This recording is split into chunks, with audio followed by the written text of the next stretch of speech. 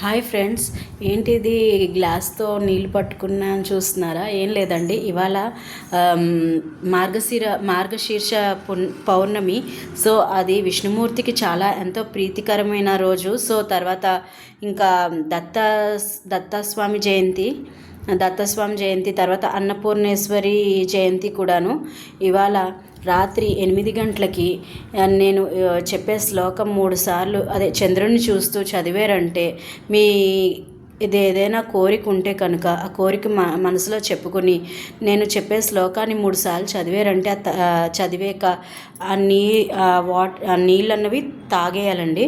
So తాగితే మీ కోరిక అన్నది తీరిపోతుంది. ఏంటంటే ఆ మంత్రం ఓం భగవతే చ విద్మహే మహేశ్వరే చ ధీమహి తన్నో అన్నపూర్ణ ప్రచోదయాత్ అండి.